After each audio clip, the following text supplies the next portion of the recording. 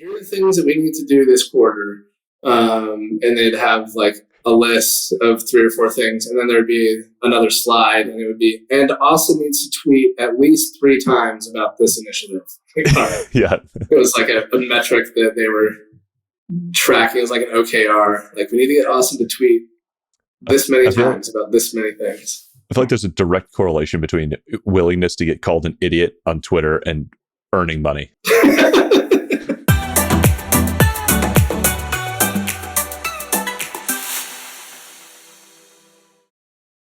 I'm excited to bring you dudes together. I know you guys go way back, but I don't know. Yeah, you don't have to bring us together. We're bringing you together. Yeah, you're allowing me to pretend like I know you better than I do. That's beautiful. Yeah. Are you really 6'9", by the way? 6'9"? Me? Yeah. No, I'm 6'7". Oh, Amir's 6'7". Got it. Which he says because I'm 6'6", so it's fine. I'm 5'6", so rounding it up. Austen gets free piggyback rides from us giants, so wherever he wants to go. If you wanted to hire a personal Sherpa, I think you could, Austen. Probably, yeah. I basically am a Sherpa, if you think about it. So we're good. That's fair. All right, Eric, what's this show about? What are we doing here? We're just shooting the shit. Oh, this is it. We're already in it. This is it. Yeah. Austen, where are you calling in? Trick. Like, are we on? Oh my gosh, when are we on? Like, yeah, 20 minutes ago. Mm-hmm. All that was off the record. All of it. We record everything, and that's what you need to do. One of those, like, he had a Netflix show for a while, and he'd be like, "All right, and now we're going to go to commercial," and then he would just like start, shooting the breeze with the people. They had no commercials. It was a Netflix show. Some people thought they were going off camera, and then he would be like, "And we're back." It's one of my favorite bits that I've ever seen. Wait, Austen, are you in St. George now? Is this home? Yeah, it's temporary home. We're bouncing around all the time, but yeah. I remember when you were living in San Francisco, you told me a great story about a man that tried to stick a lollipop in your daughter's mouth, and you're like, "I'm leaving. I'm out of here. I never want to be here again." My wife was like, "I don't know if I can handle this place anymore." San Francisco has a lot of pluses and a lot of minuses. We'll put it that way. But, yeah, no, it's a full ledger on both sides. Yeah. Jesus Christ. Of all the creepy stories I've heard about San Francisco and lived, that's, I think, the worst. Plot twist, it was me. I was the homeless man. that is like such a like, I'm going to take this. This tastes great. That child needs this. Let me give it to them right now. It's specific enough that people don't like question if it's real. Like, no, right? I couldn't make that up in my wildest dreams. And someone's like, "Oh, well, you need to like make sure that you're in a safe area." Like, yeah, that's like the Presidio. Like that's, that was not like in the Tenderloin that occurred. But anyway, yeah, good times. So Southern Utah is delighting you right now. Dude, the Instagram looks great, man. Like every night, I feel like you get the perfect walk with the family. Yeah, you're really evangelizing Southern Utah effectively. Yeah, it's a lot of fun. I mean, the amount that we pay here versus San Francisco is obviously, laughable. And people hear like everything's so expensive. You're like, you don't even know what expensive means. But yeah, we bought a house that's like up against the Red Rocks, and there's a trail that runs through our backyard, and there's a pool in the backyard, and so it's just a fun spot to be. Pretty idyllic, but it's a good time.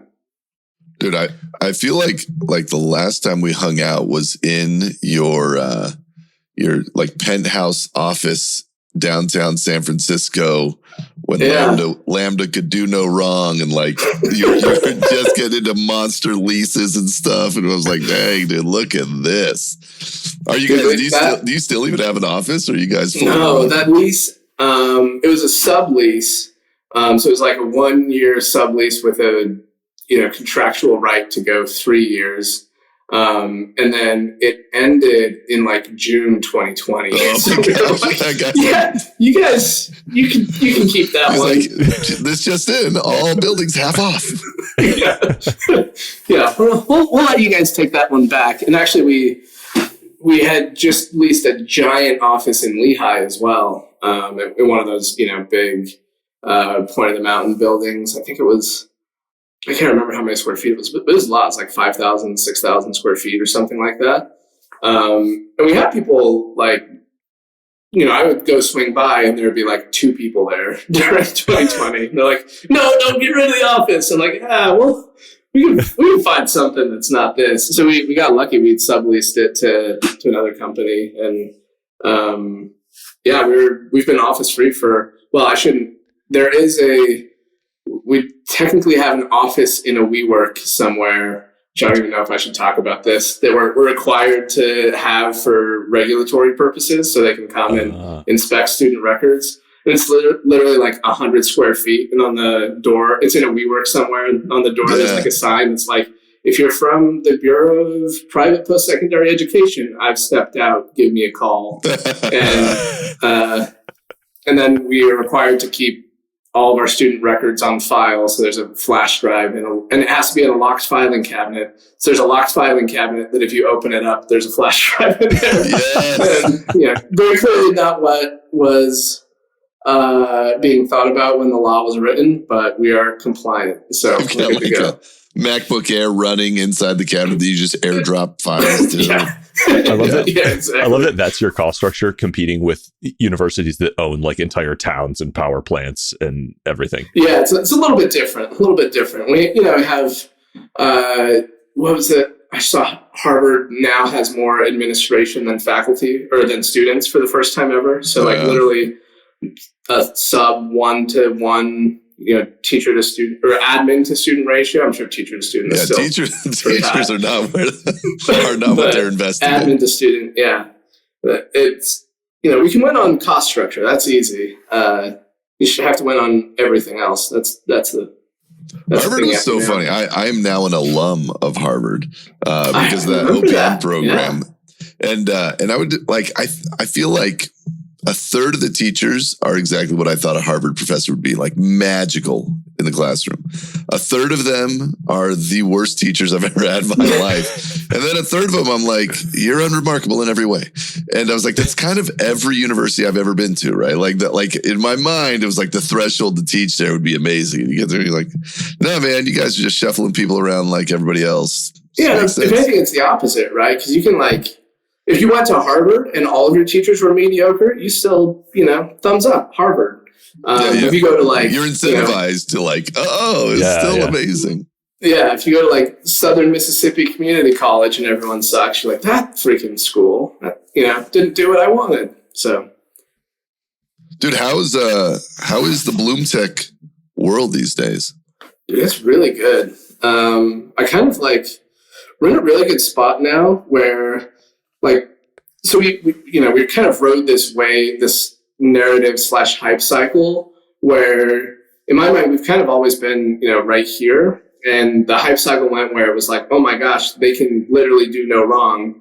And we were like, we're probably not that good. And then people were throwing hit pieces at you. They're like, they suck. Right, they failed one guy one time. And then it went to oh my gosh, they're the worst thing ever. We're like, we're not that bad. And now we're in a lucky spot where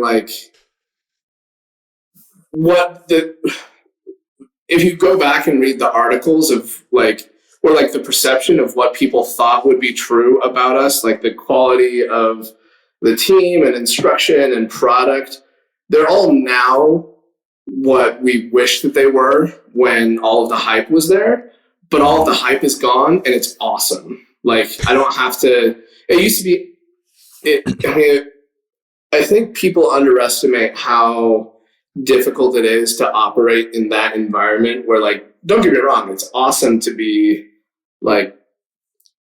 everything you do becomes an article the next day, but it was literally every message that I would send to students would end up in some online magazine somewhere. It's just and every message to employee, every word that I said would be I know that someone's going to try to take this out of context and try to slam me for it. So you operate in a world where it's how do we not accidentally say anything that could potentially rub anybody the wrong way?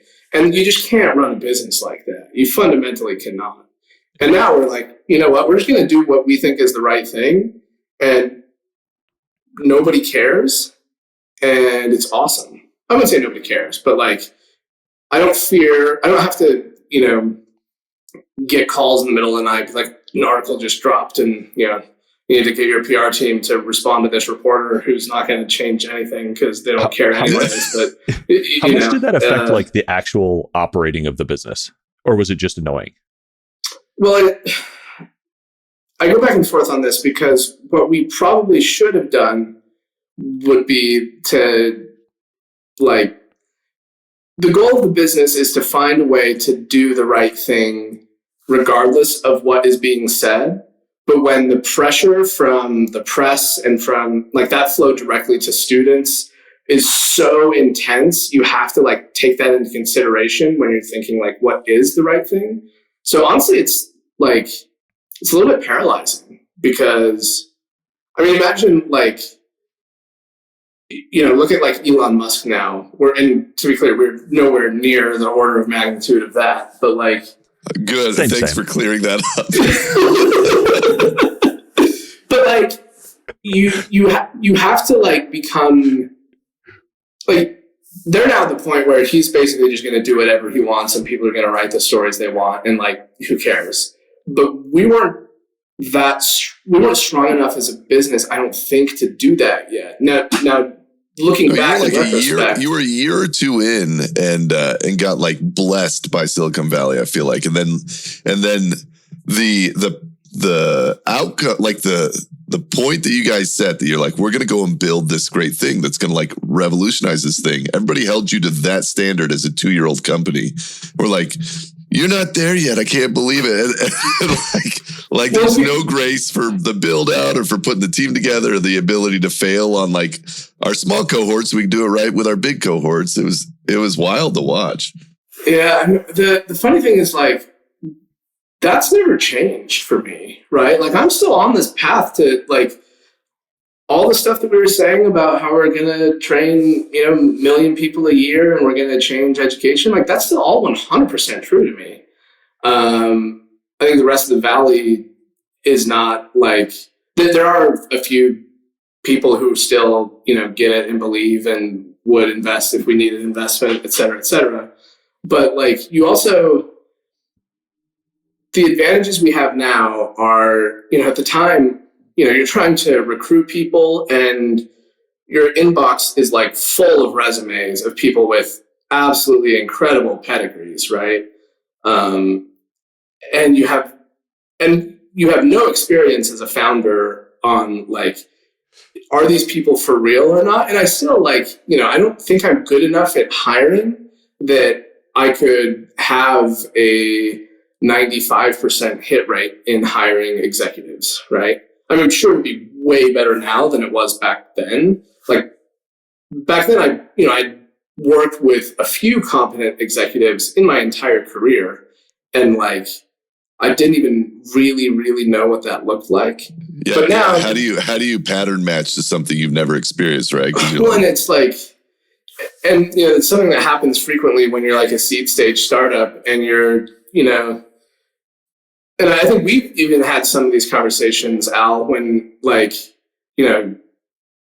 you were early investing and I was like, hey, I hired this guy to be the VP of X and this person to be the VP of Y. Give me a big hug, man. Give me a big hug. Yeah. And, you kind of went in and talked to some of those guys and, for different reasons. And it was like, awesome. Clearly that person should not be the VP of X. Like they shouldn't even be director level. You don't know what a good VP looks like. And until you have a really great VP that you're just like, oh, that person that I just like dropped into this world and they solved all of the problems automatically. And like, they had to switch out a bunch of the team and they had to change the way everything was run. And they show you how things are done. And you're like, that's, it's not really smart person that I thought was really great. That's not what a VP is necessarily. And then, then you start trying to pattern match for that. And it's still maybe 50-50. Like it's just so hard. And the thing about hiring executives is the best executives, they know exactly what's happening when you're going through an interview loop. They know exactly what you want to hear and they know exactly how to answer that stuff. And then they have enough, people that you can background check them with that they know will say good things about, the references. And so it's just hard. When you call his brother, what are you expecting him to say? Yeah, exactly. But now that, like, one of the biggest strengths that we have as a company is we've gone through different cycles of different people. Some people that I wish we could have kept, some people that they weren't the right fit for one reason or another. But now I look at my team and I'm like, yeah, this is like, if I could have started with this team, everything would have been 100 times easier. But I do you think so, or was it? Well, because like is that even possible? Well, in my mind, I mean, the seed stage route is like you and a bunch of buddies are doing all the roles, and that's where a lot of these guys that are like great at helping you succeed, but bad at building an organization to do sales or something, right? Like you pull these folks in, and then as the job formalizes, it outgrows them, and then it outgrows them. And like, what do they say? Every 3 years, you sort of cycle the C-suite in a startup, and it's like, could these guys have been the startup guys, or did it have to come to, like, did you have to sort of walk this road to get here? It might be the latter. Like, it might be there's just no way of building that. You can't build that team overnight no matter what. And like, that's what I'm saying with, like, when it comes, if you have a 90%, awesome executive hire rate, that still means 10% of the time you're missing. And to be clear, when I say that, it's not always the executive's fault. It's usually your fault, or it's you looked for the wrong thing, or you didn't even understand what you were looking for. And so, like, it just takes time to build out the right team. And the other thing, looking back, is we were growing so insanely fast that it was like you'd hire a person for a role, and 6 months later, they wouldn't be the right fit for that role because so much had changed and so much had grown. So I'm actually, really grateful for, like, we got out of the spotlight, we got out of the hype cycle, we started building a real business, and now I'm like, yes, this is, we're really lucky in that regard.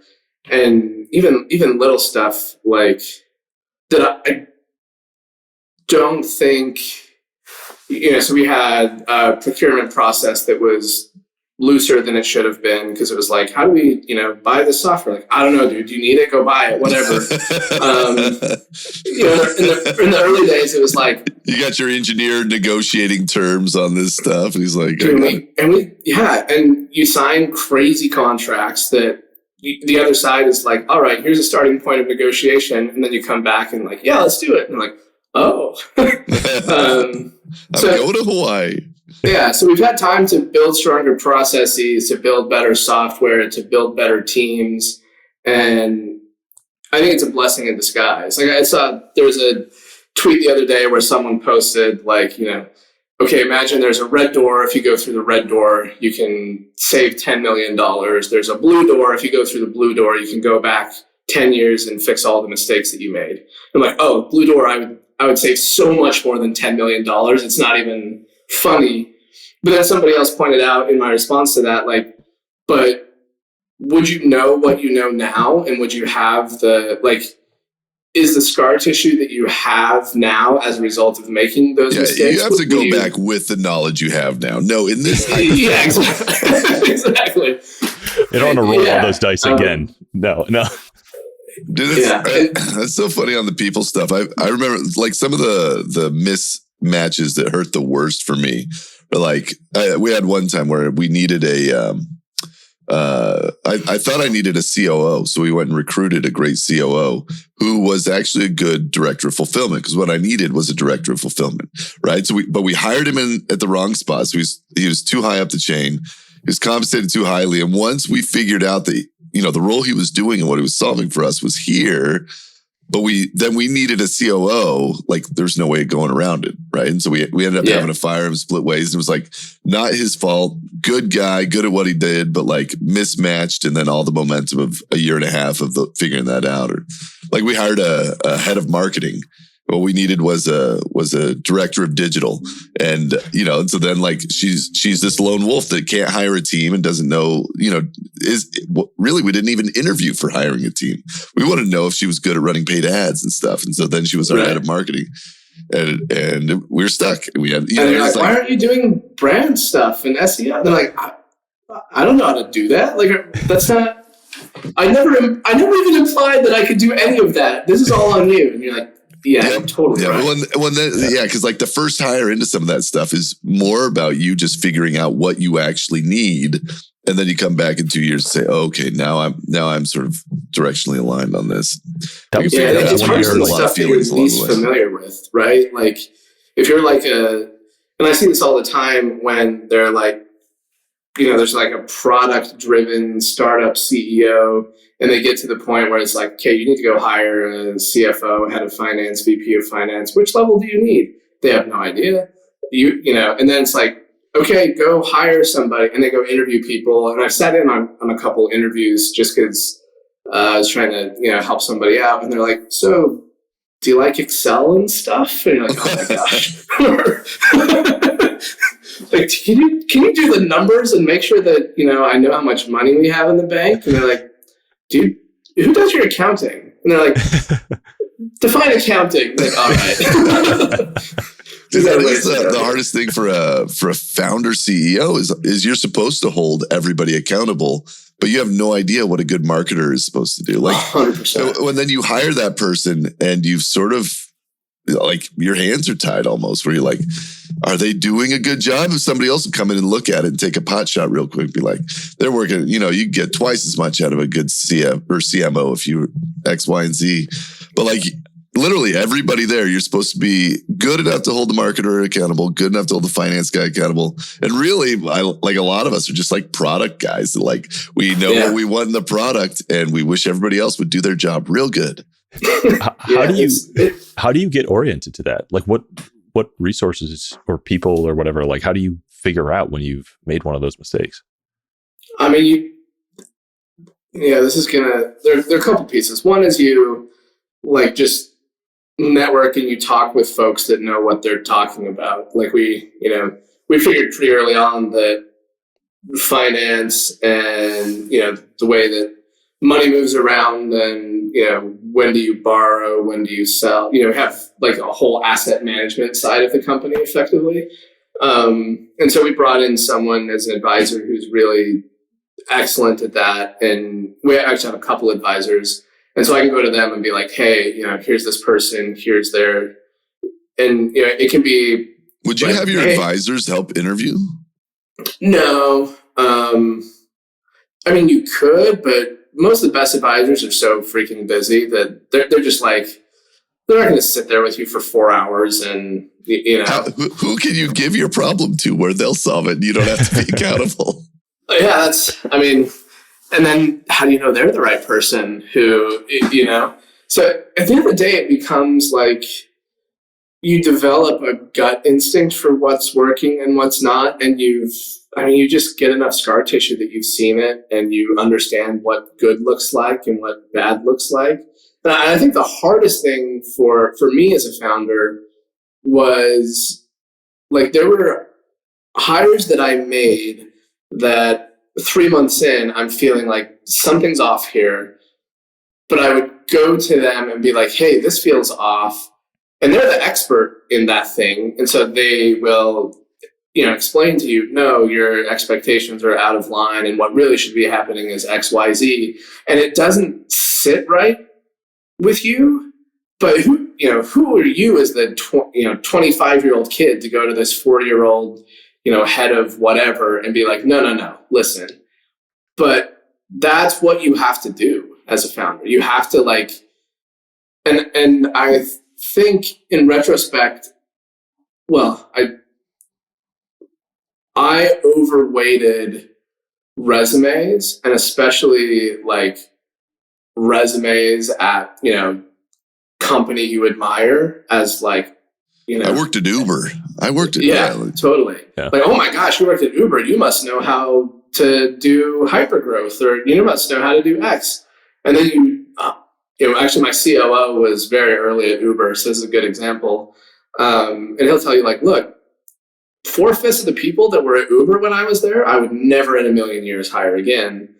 And Uber was growing so fast. It's not like, they were firing people right and left. It's just everybody's scrambling, trying to, keep everything on the rails. And, there are divisions of Uber that, are well known for having done incredible things. And he's still like, yeah, and I still wouldn't hire I would hire this guy and this guy out of that department, or this girl and this person, and nobody else I would touch with a 10,000-foot pole, because it was just growing so quickly that if you just got on board and didn't do something incredibly egregious, you were there the whole time, and that's on your resume forever. And that's a good startup move, man. That's like if you're in the Valley, that's a great. No, there are people in the Valley who jump from hot startup. There are people who jump from hot startup to hot startup, provide no value, but then they have a resume that says, hey, I led very important initiative at startup A, very important initiative at startup B. And you're like, oh my gosh, this is a unicorn hire. I'm going to throw a giant package at them. And by the time you figure out a year later that they're not doing anything, they've vested 1 year of equity, and it takes another 3 months to get them out of the company, and they go on to the next one. And they've made millions and millions of dollars. And maybe I'm being unfair I'm thinking of specific people, obviously, but like that's a thing. And when you're a darling in the press, I'm sure you get all of the, there's a line out the door of those people who want in. Well, and that's the other thing is you had so many people who their greatest desire was to put your company name on their resume. And investors as well, right? Like there are people who invested in our seed round that turned that into a career because they, went and talked to a VC fund. I'm rolling fund now on my Lambda investment. Hey, yeah. Other than the massive company you started, that's a feather in the the only thing on my business card is Austen took my money very early. I think the first time I met Al, he was wearing a Lambda School hat, and I had just met you also, and I was like, Al, how'd you get that hat? I love Lambda School. It's so cool. Bro, you gotta write the check, man. And you were like, oh, I invested. I was like, oh yeah, this guy knows what's up. Website just like everybody else. That was just my flex. No, but like in seriousness, you have fair weather fans and fair weather employees and like fair weather customers, and when everything in Silicon Valley land is, hey, these guys are amazing, people will jump on board, and the first sign of the littlest trouble, they are like, oh my gosh, I'm going to go find the next, crypto company to go join. And they do, right? But you don't, it's just so hard. It's so hard to say I would have done these things differently in retrospect, because I know that now with the knowledge I have, but with the knowledge I had then, you're just flying blind through so much of starting a company, and I don't think there's any way around it. It's funny too, man. I think that like most of the time, like you're talking about gut feeling with some of these guys, right? And most of the time, well, I can't think of a single example where like I knew they were the wrong fit, and then I waited for whatever milestone I had in my head, and I was going to 3 months later, they completely turned around. Yeah. Well, you'll go like a year and a half, and now they solve a problem because they're not hurting the organization, but everybody's figured out how to work around them. And then like, by the time you finally do it and sort of pull the thorn out, like you knew it was the right thing a year and a half ago, but it took you all this time to get to the point of doing it. And my one regret, probably the most common regret that I think I have as a business leader, but then the CEOs that I work with, the most common regret is like, I just waited too long. Right. 100%. And people tell you that. And like, you're like, yeah, everybody says, you wait too long. And, the number of times that like I've gone to lunch or dinner with another founder, and it's like, what's on your mind? Like, oh, I just have this person in this role, and I'm trying to figure out how to make it work. And you're like, I already know how this is like, the fact that you're coming to dinner and the thing that is stressing you out the most is this individual person, and you've been thinking about this for weeks and you've been unable to solve it, and you're like, you probably want to make a change in that role. Like, yeah, but and it's like, and then you see them 2 years later, and they're like, I finally made the change, and I don't know why I waited so long. But you kind of, I don't know, you have to go through it a few times to realize that. And we've had a few examples more recently, not at the executive level, where, like, I don't know how much of this I should be talking about, but where it's like, okay, this is so clearly not working. And, people around them are like, all right, let's, create a plan and, do 6 months and see if they improve. And it's like, does anybody in this room honestly feel like we're going to look back 6 months from now and be like, oh, wow, that was great. Like, it's our fault for recruiting the wrong person, and let's, be graceful and help the person find the next role. But it's hard because there's a cultural thing around, like, you want to give people a real chance. You want to make sure that they, that, like, you're not expecting them to knock it out of the park until they know the organization. And there's a few months in and stuff. And there's all that stuff, which as a young founder, you're just like getting impressed on you from movies or like other people's experience. Like you're like, wait, we can't fire him yet? When's the right time? What are we allowed to do around it, like, too, right? Like, right. And you go to the HR person that, and they're like, okay, to be buttoned up, you need to,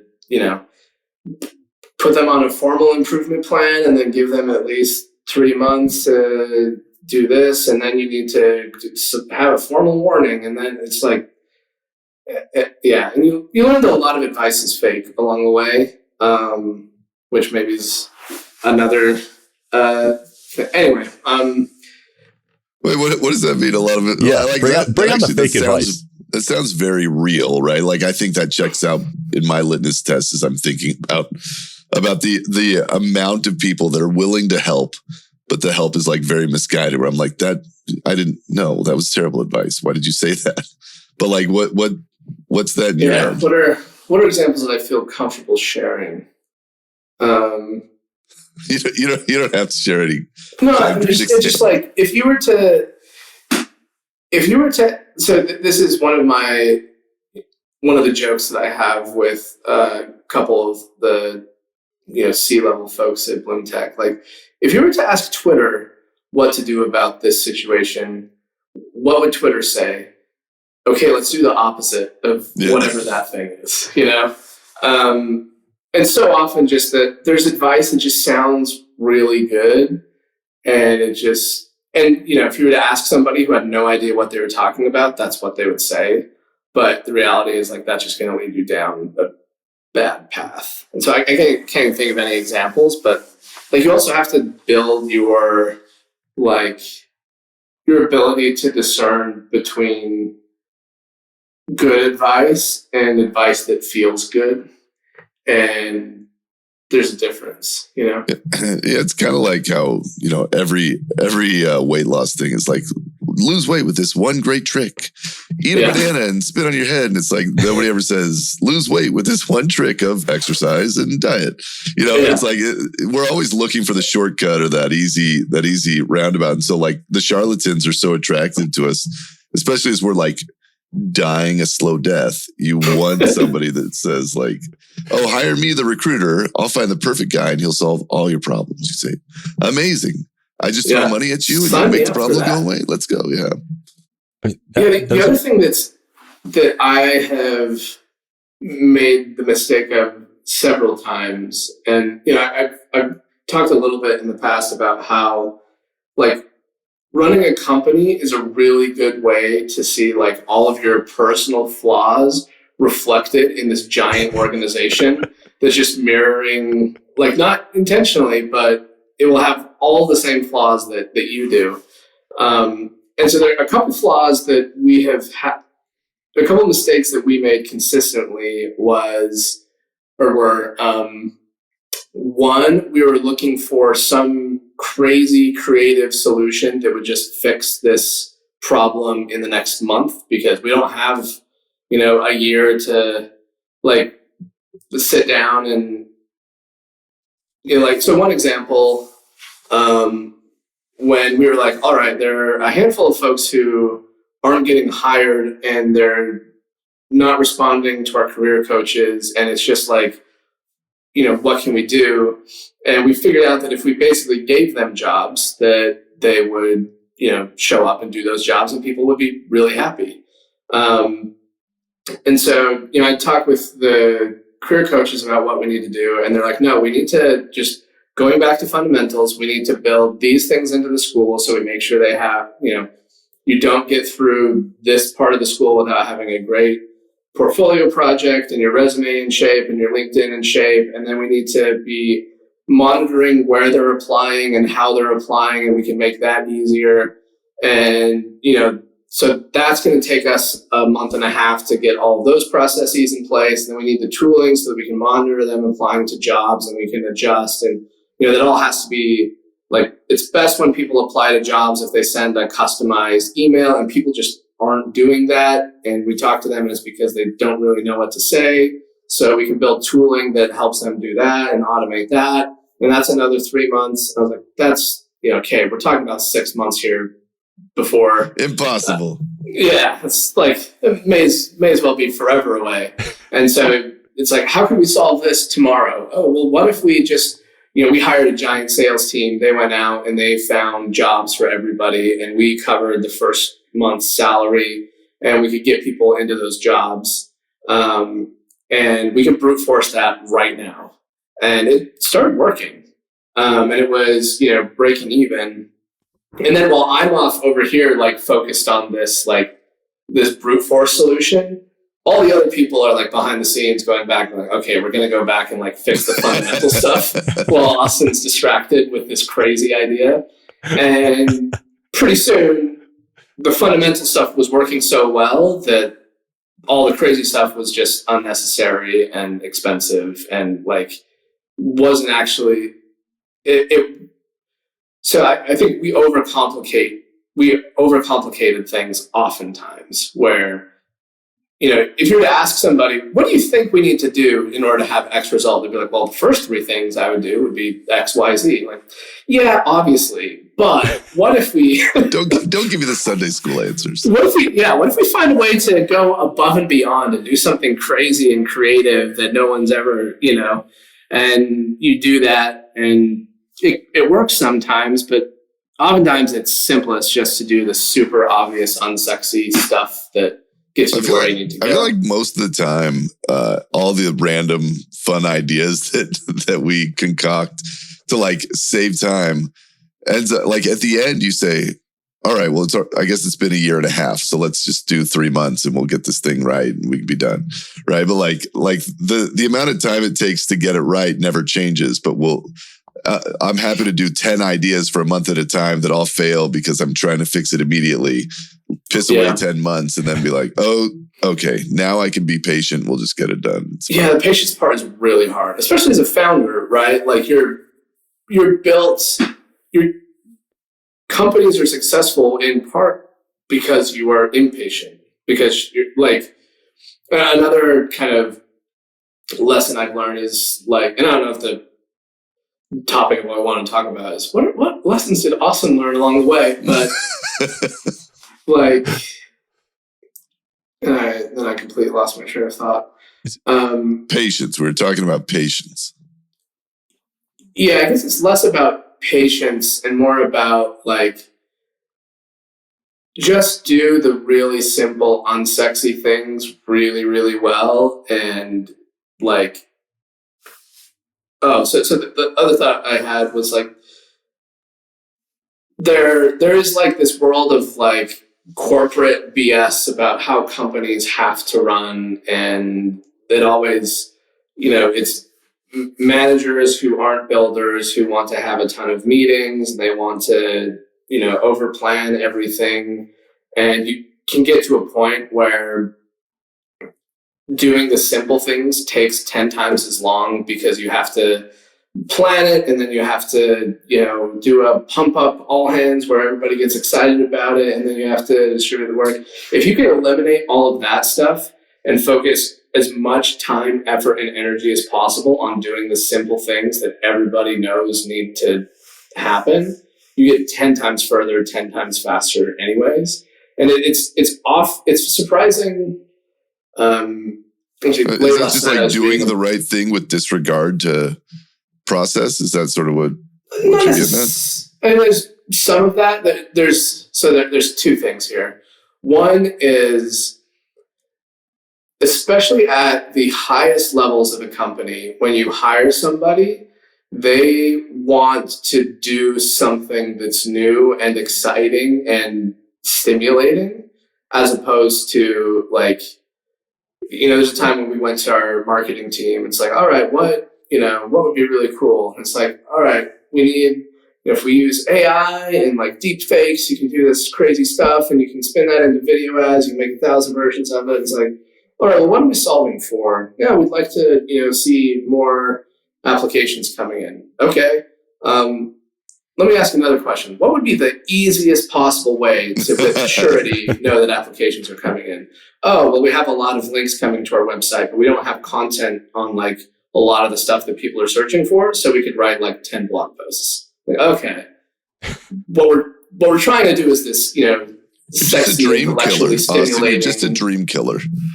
Yeah. I mean, anyway, just like there's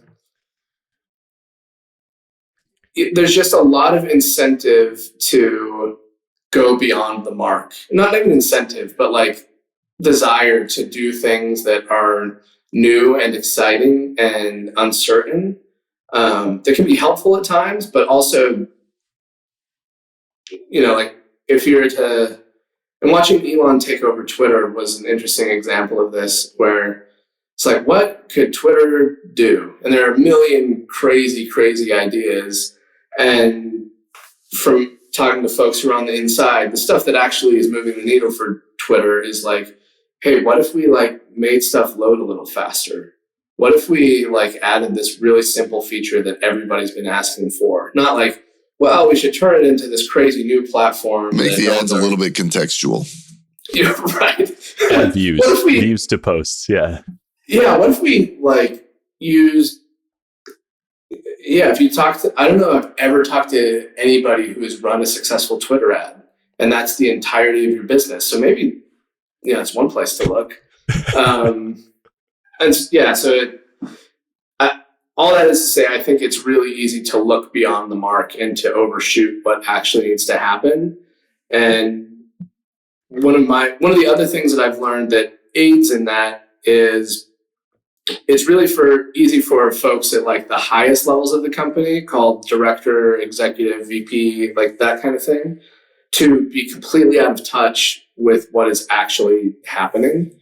And, looking at data to try to figure it out. The number of times that we've been like, all right, it seems like from the data X and Y and Z is happening. What if we run an A/B test so that we can, do this over here and do that over there? And then 6 weeks from now, we'll have results that are not quite statistically significant, but it'll be interesting. We're like, yeah, that's really compelling. What's the end that we're talking about here? It's like, well, so far it's like 50. Fast forward. Okay, we have the data now. What decision have we made? Any? Yeah. Or it's like, what if we just Slack those 50 people and ask them, like, what about X? And then you do that in 30 seconds and you have all the answers. And there's also like a little bit of we need to be very data driven.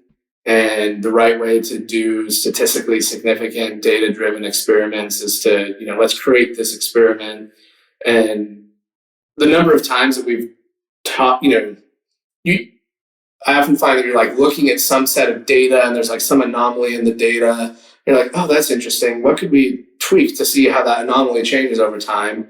And then you're like, okay, well, how many people is this? And the N is really small. And can we just talk to those people and figure it out instantly? Oftentimes you can. There's just a tendency to overcomplicate stuff. I thought that was a good tweet you had. It's like, if you already know something, you don't need to wait for the data to prove it. Yeah. But if you're talking to your users and they're all telling you, hey, this, and you're like, all right, let's design an experiment to see if they're right. Or you can just do it. Yeah. I mean, is there a profile behind that? Is that like you hire a bunch of former consultants who are just really like biased towards that kind of operating mode? No, I think it like, yeah, I think it's just subtweeting. Or are they just mental like, model. or are people just like protecting their judgment Valley, in their career? Where it's like, well, once you get beyond a certain level of scale where it's impossible to have all of your insight from asking everybody everything, you kind of just get caught in this mode where the way we learn things is by looking at the data. Mm-hmm. And you forget that oftentimes it's data is one way to get understanding and to test things. But you forget that the brute force, simple method of just talking to the people who are involved generally will tell you what you need to.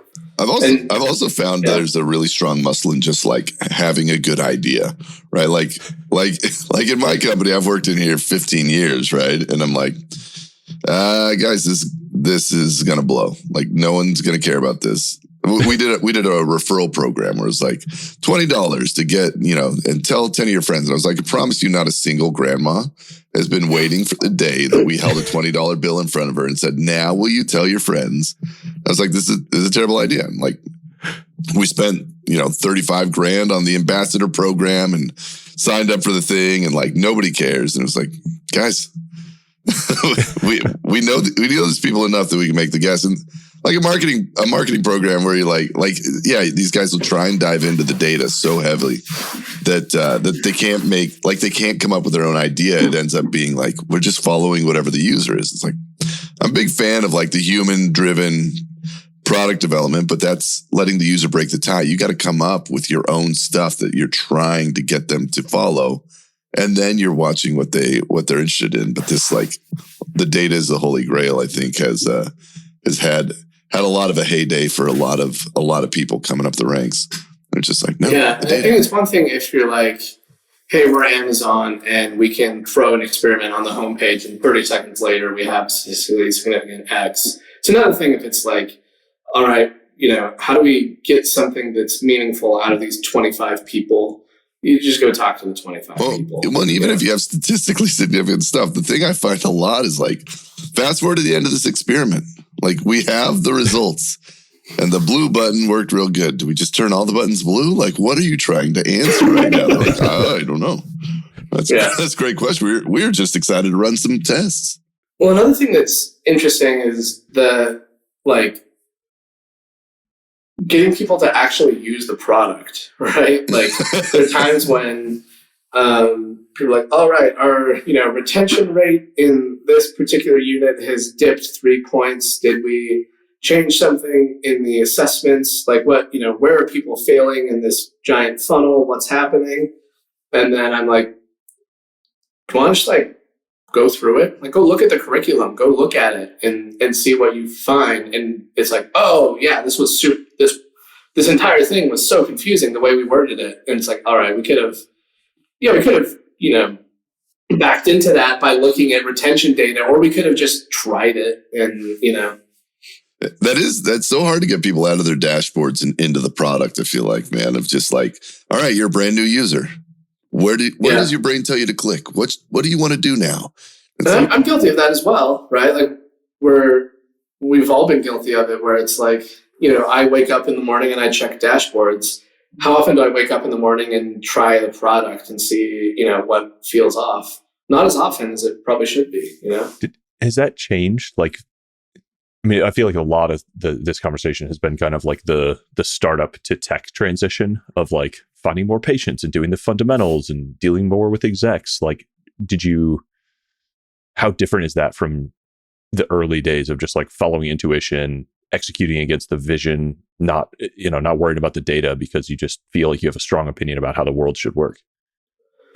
So my opinion on this has become pretty strong, where I think the best companies are those that retain that founder spirit of, I'm just going to go figure it out and do what needs to be done.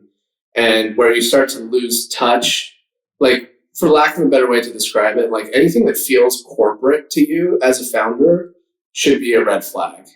And there's a lot of like, or overly corporate, I don't know. There's a lot of, and you get to the point where it's like, well, we're at this stage. You have to do X, Y, Z because that's the way big companies operate. Oftentimes I've found that that's the wrong move. I mean, there's stuff like, hey, let's normalize comp. That makes a lot of sense, right? But like that doesn't feel corporate. That just feels not dumb. It just makes HR's life easier. Yeah. But when it's like, hey, we need to, define this really rigid decision-making process and make sure that before anybody makes a decision, they fill out this form and they file it in this way so that anybody in the company can go and look back and like, that feels a little over the top to me. And then you try it and everything just grinds to a halt because everyone's waiting for approval from everybody to do anything. You're like, okay, that was actually done. Well, it's sort of cyclical. Like if you wanted to leave the company right now, right? The person that comes in is not you. It's going to be the stabilizing hand. It's going to be the guy that like isn't going to make any erratic moves and everything's a little more formal and we're going to slow way down, but the risk goes down. And then when that needs to be innovated, right? The board says, this sucks. We're like, we need higher growth. We're not doing enough. The guy they bring in is a U, right? They'll bring a U in that breaks all that and is like, pull all this out and we're going in there. And then while that guy is there or that girl is there, they are, the company culture sort of follows them. But if they ever want to leave, you can't replace a U with another U. That would destroy everything, right?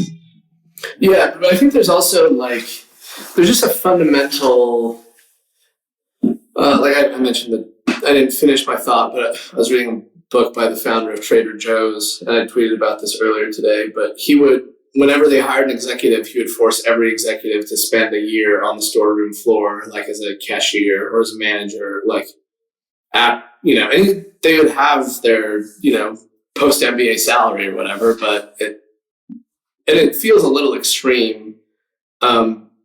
But I think if you can afford that, having a CFO who's actually been walking the floors of the store for a year would have so much more knowledge than, okay, CFO, come here, come look at this, income statement and tell me what you think we need to change. Epic filter for ego too. Oh, 100%. Yeah. If someone's like, I would never. Like, all right. Yeah. That's the best. Do you imagine being a grocery store? Like if I was going to go take the CFO job at a grocery store, or like a pizza chain, they're like, now you got to make pizzas for a year before you got to do this. I'd be like, all right, no, man, I'm going to go to the next grocery store over. Is this Jiro dreams of sushi? Like, let's go. To be fair, a year feels like a long time to me. Give me 3 months. I'll do a get month. Away with 3 months or 6 months, but that's actually another rule that I've kind of instituted is we call it player coaches only. Like there's nobody at the company who just manages and is unwilling to touch the actual product or the product of whatever that team is, right? And maybe that's something that breaks down at a certain level. I don't know, but and it's not even that you your day to day should be doing the thing, but if you're not even willing to do the thing and you're like, no, listen, my job is ordering people around who do the work. And then I sit back here and make sure they're all doing a good job. That's as red of a flag as I've ever seen at a startup. Which that gets said in such sneaky ways. You're like, wait, did I hear that right? You said, and when I say that today, people are like, whoa, but you can't expect an engineering manager to spend all day coding. Like, look, I hear you, right? But if an engineering manager isn't pulling up, your code and looking at it and commenting on it, and if they don't understand the code that you're writing, they're fundamentally not doing their job. If all they're doing is managing how happy is the product team and how are this person's peers rating them, that's not good management, So, dude, what's shifting gears a little bit, I guess. What's What's fun out there for you right now? Like, you've always been a little bit of a futurist as you've stared into the ether, and like we sort of jam on the same stuff. I feel like we're like just gets excited. It's been funny watching the Elon saga, man. I'm like, I keep meaning to pick up the phone and just be like, what do you think is happening? Oh, that's just free entertainment. Oh, it's amazing. Yeah. But like, what's out there that's amusing you and interesting you and being fun right now? I want to hear your case for why SpaceX will be the biggest company of all time. I know that's a thing that you went off on before, and I'm curious. Yeah, I mean that one's it's pretty straightforward. Is this a recent tweet, or is that like? Okay. Yeah, you gotta pay more attention to Austen's Twitter, man. You're missing tweets. I try so hard. You got to get those Al, push how notifications. dare you, first of all. I'm on the For You page, not the following, and it's just took all my It's true. Austen You away. just don't know anymore. You know, The algorithm. You gotta. Do you guys remember when Zuck did that, when he introduced the news feed and people like lost their mind and they were like, "You've ruined it, you peeping Toms, like you." There's a riot about every worst Facebook product ever. change for a decade. Yeah. well, some of our employees were there on the product team at the time that was happening, Wow. and like Wait, at Twitter or at Facebook? at Facebook when they changed from the wall to the news feed. And like the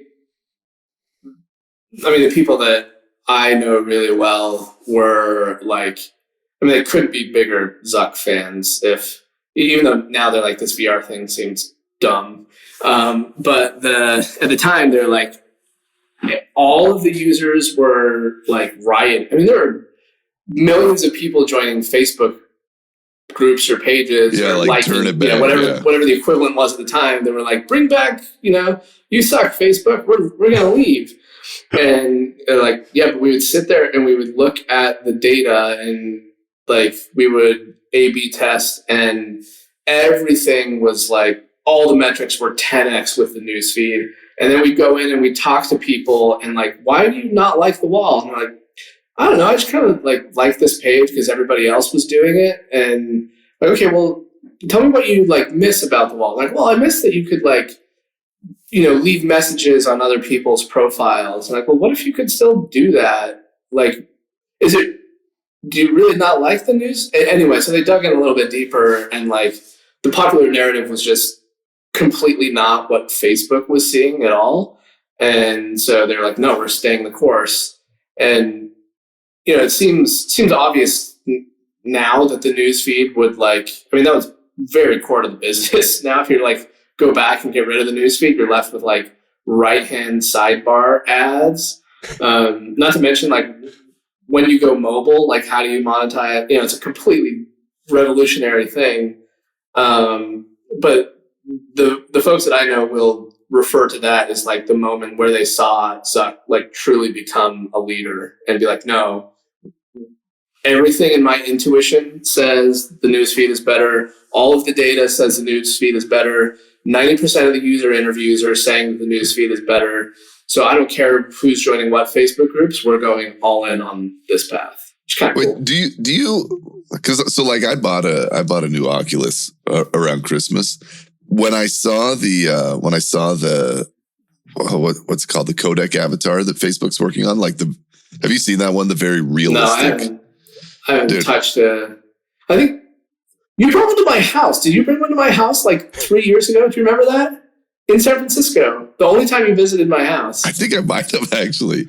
Dude, but like I think the killer app, well, one, like I bought it, unboxed it. It's like $2,000. I bought the Pro Ultra Super Edition, and I put it on, and like it is the crappiest onboarding experience of all time. Like I have no idea what I'm supposed to do with it. And you're like, you can pretend to shoot a bow, but dude, like if I could put that on, and it like Zoom would be the killer app for me, right? Like Zoom, where the ultra realistic avatars, where all three of us are sitting in a room instead of me staring at a dumb flat screen of you guys, would be 1,000 times cooler. I'm like, I would take every meeting in friggin' VR as soon That's as such a 35-year-old white guy thing to say. Like, hear me out on this. The ultimate, you can play games on it, you can box with it, but if you could like have meetings with this thing, man, Well, Zoom is plenty big, and it's built around like a bunch of people staring at each other on a screen. It's like, man, let me actually spend my day in a room where I feel like I'm pretend interacting with people instead of just like staring at it and putting it down. I'm like, it would murder it, but you could just punch people during board meetings, like no consequences. Yeah, dude. Yeah. I'm telling you, man, like pull out the bow and arrow. Like, all right, this guy. Like, dude, the stuff that like makes no sense to me is the goofy pretend avatar. Like we're all block shapes walking around with hands petting each other. And it's like, I don't get what you're trying to do here, but man, let me do some real business in here where like we are as though we are in the same room. This feels magic if it ever gets there. But interesting. Yeah, I don't think I've tried it other than, I mean, that was what, 3-4 years ago at least. Yeah. It's funny because I'm like, oh, it was like 2 years ago, but that's completely ignoring like the 2 years of COVID. I just like those disappear in my mental timelines. The footnote. It was a while 2020. Yeah. Is AI changing anything for Lambda? Like, has it changed the kind of like educational approach? Our curriculum development is 10 times faster now, literally. You said ChatGPT read it all. Mm-hmm. I mean, you have to like, so ChatGPT is like very powerful if you are an expert at something and you need something to do the grunt work, because it does mislead sometimes, right? Like it'll straight up give you very confidently the wrong answers or something that doesn't work. But for our instructional design team, and like this wasn't something that we had planned on at all. It was just like, hey, you know how, writing this course and, develop, and we have like very rigorous, very intense instructional design and curriculum development processes. It basically moves stuff from like 6 months to 6 weeks kind of thing. It is magic to never stare at like a blank document and be like, chapter 1. Yeah, or like, it's just, you always have something to work off of. I mean, I was playing with it with our head of instructional design, like right as it came out, and I was like, all right, let's see what this, we were just on a Zoom, let's see what this thing can do. And, so like, describe to me what the if word does in JavaScript and give me 300 words. And it spit out pretty good text for that. I'm like, okay, that's compelling. And then the instructional design guy was like, I don't care about that. I can write that in 30 seconds. Like, that's just, me thinking into the keyboard. It's like, all right, how about this? ChatGPT, give me 20 example solutions of when I would use the if keyword in a programming challenge and the corresponding solutions with descriptions of why the code would work. And it spits that out. And then they're like, okay, now we're talking. Because I would be sitting there being like, all right, let's create a loaf of bread. And then we're going to say, if the loaf of bread has more than 5 slices, healed, then throw away. Yeah, just painful. But so stuff like that. And it checks code samples really fast as it writes them. And they spent 10 times as much time doing it as I have. Like I was like, okay, cool. Yeah. See if that is interesting at some point. And then they've like perfected their methods of like, how they use it. But yeah, it got to the point where it was like, hey, ChatGPT is down. We're going to be offline for a couple hours. We're just going to go to lunch. I'm not going to sit here without ChatGPT. So I'm pretty bullish on that. And that's, just the first simple application of it. But have you seen any companies that are like doing cool stuff with it? Yeah, it's hard because right now there are a bunch of companies that are like, hey, we are going to do AI for X. You're like, oh, awesome. Like, what are you doing? And you basically figure out they're sending random prompts to ChatGPT and returning it. Like they're basically a very specific user interface for ChatGPT, which can be cool. Like either the like text creation companies like Jarvis, whatever, like, hey, write a blog post that's SEO, uses these keywords and it will do that well. And basically all that entire company is a user interface, and they have toyed with the prompts for ChatGPT to know exactly what prompt you have to give it to get the right thing instead of you trying to figure it out on your own.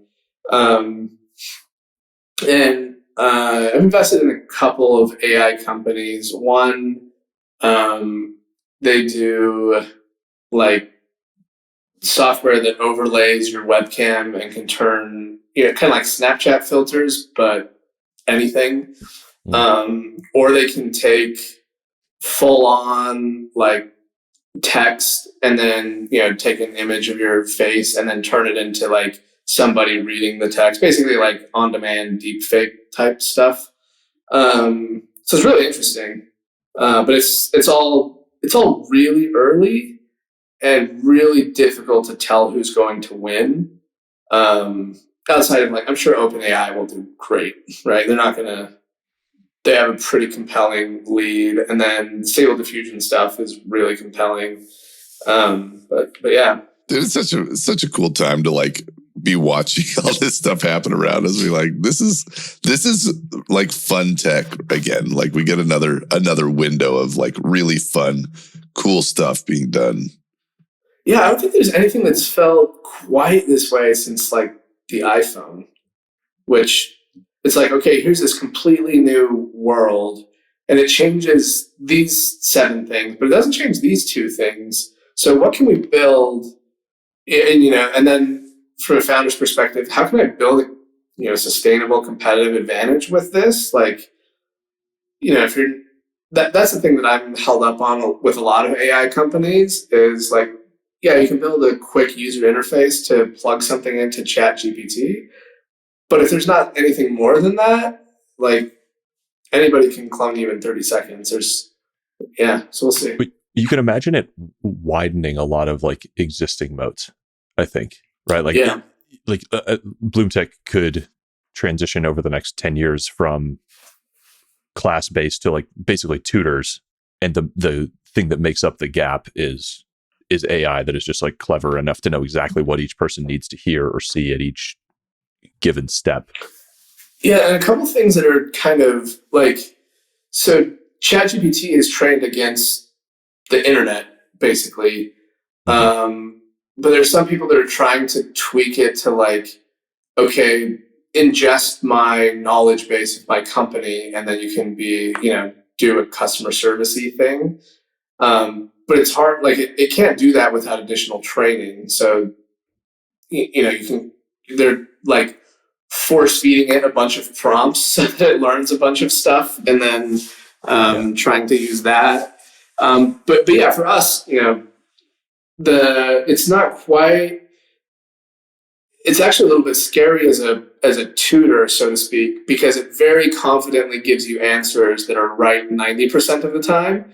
But if you don't have somebody to point out the 10% that are wrong, you can send somebody down a totally incorrect path, and that's worse than no tutor in some ways. You teach me the wrong algebra, you've ruined my math foundation, right? Yeah. And if you ingrained that and drilled that. So I do know folks that are, can I talk about this yet? There are folks who are building really, really good, not through ChatGPT, but math tutors that are they've focused just on training their model to be the best one-on-one math tutor in the world. That I think could that I buy. And I'm invested in a company, but I will wait for them. I think it's not announced yet. But yeah, for us, the biggest one right now is curriculum development. We could build a new course that would have cost us $1 million for $50K now. So amazing. Dude, what is what's the bottleneck to the next big moment of growth for you guys? What's the thing waiting to be figured out? Yeah. So we for a long time had pretty insane growth and a lot of future revenue that was coming later. But we needed VC to plug that gap. And it's one of those things where the faster you grow, you're not getting off that treadmill anytime soon, because then you raise more money, you grow even more, and then there's more revenue coming in, but it's still lagging behind your expenses. So we spent the past couple of years on trying to correct that to where, and it takes a lot of Like, are you guys going for profitability now? Is that what yeah, I don't know if I can say we're cash flow positive yet, but we're probably days, not weeks away. dude, that's a huge win. That's great. Yeah. And so for school like ours, where people aren't paying anything up front, it's the cash flow gap problem. And I think we've solved it now. At a minimum, we'll be right on the cusp of profitability, and from a gap standpoint, we'll be profitable, but like, will we be cash flow positive day to day? And really the big thing that we've been trying to get to for years is where if we enroll a marginal student, we bring in instant marginal profit, not, money that comes 6 months later.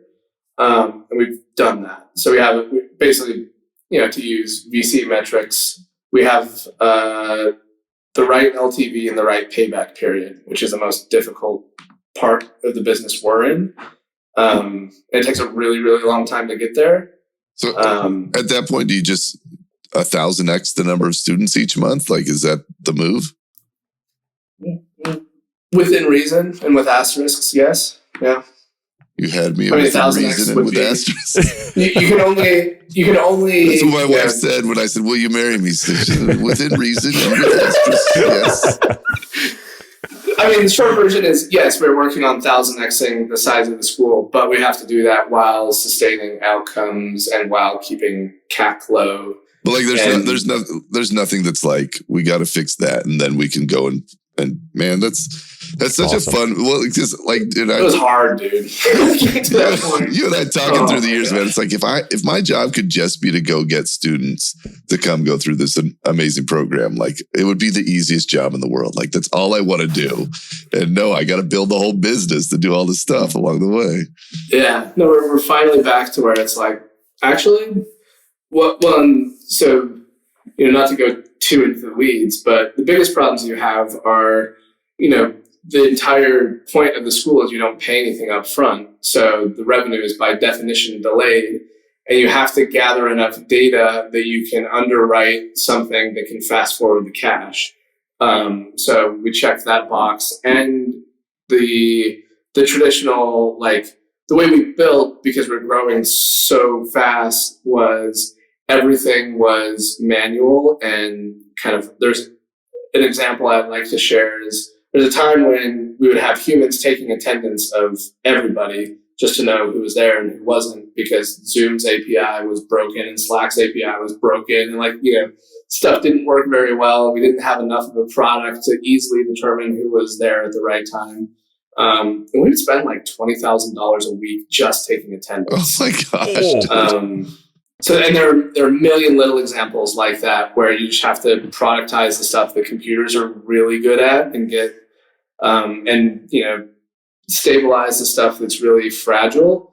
And like that took years. There's just you can't do that overnight, no matter what you try to do. So yeah, we're there now to where we can simply grow, and everything should work.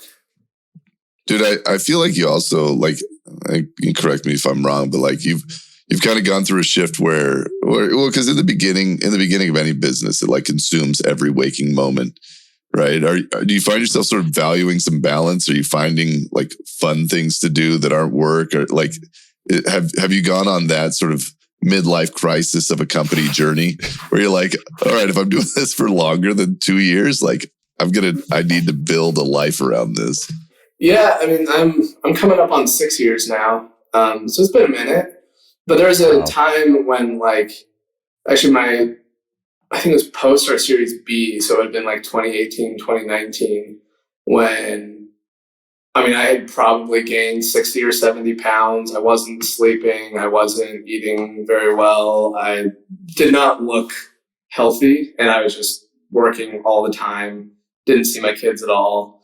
And actually, credit to them, but a couple of our board members, I guess it was the entire board other than me and my co-founder at the time, kind of sat me down and they're like, hey, first things first, we see you tweeting at 3 a.m. You need to sleep more. And I was like, no, I have kids that are awake at that time. Like, so I'm, that's when I'm tweeting. Like, I can't really avoid that. And they're like, okay, we'll get a nanny, whatever you need to do to like get some sleep. And we didn't end up getting a nanny there. We just finally sleep trained our kids. But, and, get a personal trainer if you have to, like, if the company has to pay for it, well, whatever it takes to get you healthy, we will do that. Which, first was generous, and I respect their willingness to call that out, because it would have been really easy for them to be like, yeah, this founder's health is going to hell, but like, that's just what it is. So I started, since then I've lost probably 65 pounds. I'm pretty healthy. I work out pretty regularly. And recently I started, possibly because of living in Southern Utah, playing golf, which is like, it's hard not to play golf. It's a golf mecca, yeah. But, I figured out that, like, I started out and it was just like, fun thing to do with my wife on date night. And then I went out like once on my own at like, you can get like a 5 a.m. tee time in summer. So I went out like 6 a.m. and just played for an hour, and you're just like walking around, hitting a ball and thinking. And it was like the first time when in years when my mind just like slowed down, and I was just like, even when I'm reading. That sounds like magic. It was pretty therapeutic. So I've kept doing that to the extent that I can, although in winter you can't, you can do it like once a week because the times are more difficult, et cetera, et cetera. But that's been good. And other than that, just still working a lot. And you found time to run a fund on the side too. Yeah, it's fun. Yeah. My wife is very pleased for me to have something that wasn't just working all the time. Dude, it's still one of my favorite stories how all that came together, man. It's the best. And I feel like it supports each, right? Like the more companies that you're invested in, the more places these guys can land out of Lambda. You're just creating job channels. That's all. Really, Lambda should be paying you to run a fund to invest in startups. That was, not without going too deep into the background of that was like, I was working all the time and I would meet people just randomly. And I was like, oh my gosh, I have to invest in this company because it's just the coolest thing I've ever seen. And I would write like $1,000. Like, we didn't have any savings. We didn't, I was still on founder salary. So investing like $1,000 at a time into these like, seed stage companies. And my wife's like, what the hell? That's all the money we have. And these companies are like, this isn't even worth me cashing the check. So basically nothing's changed. I don't, I don't do really anything that I wouldn't do just organically and naturally. Like, I just naturally come across companies. I hired a guy to do all of the back office stuff. So even like just putting the stuff into AngelList and managing the wire that goes out, because AngelList has automated 90% of it. I hired somebody to do the other 10%. That's great. So it's just like, I come across cool companies and founders that I respect and admire, and I can put a zero behind my checks now, or a couple zeros behind the $1,000 checks that I would write. And other than that, nothing's changed, and it's great. It's awesome. Dude, I remember in the early days of my investing, my approach was, I'm going to write these 10K checks into these small startups. And if I needed to go and recruit an engineer for the Quilt company, it was going to cost me 50, 60 grand anyway. And so I'll stroke a 10K check into this stuff.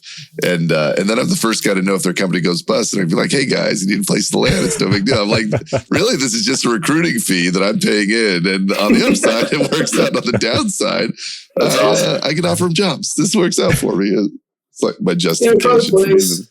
A company that I've invested in, probably 100 plus engineers at those companies. So it's Yeah. It's kind of a whole ecosystem that works out pretty well. You're playing 3D chess, man. It's amazing. Not intentionally.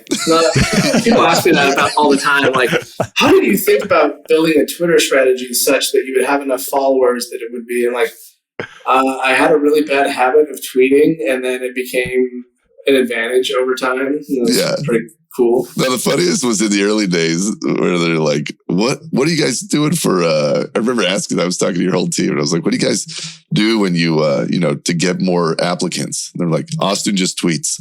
That was your whole strategy in the beginning. Austin will tweet a thing, and then like 100 more applicants come in. I was like, it's so shockingly effective. Yeah, there was a while when we had like a marketing department, and it was like, well, I obviously stopped marketing department, but it's all different people now. And they'd be like, hey, here are the things that we need to do this quarter. And they'd have like a list of 3 or 4 things, and then there'd be another slide, and it would be, and Austin needs to tweet at least 3 times about this initiative. Yeah. It was like a metric that they were tracking. It was like an OKR. Like, we need to get Austin to tweet this many times about this many things. I feel like there's a direct correlation between willingness to get called an idiot on Twitter and earning money. Hey, who's this boy? What's up, Porter? No, this is Ronnie. Ronnie, you want to say hi? There's Ronnie? Oh, I couldn't see him. Yeah. Hey, Ronnie. Hey, Ronnie. I got Welcome twins, to the podcast. man. I got twins. We're having our 4th and final. I got a baby girl on the way in April. And it was, we are wrapping it up there. Congrats. I was like, literally wrapping it up.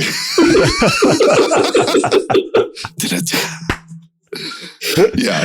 No, but it's, dude, being a dad's great. You knew me through all my long, lonely single years.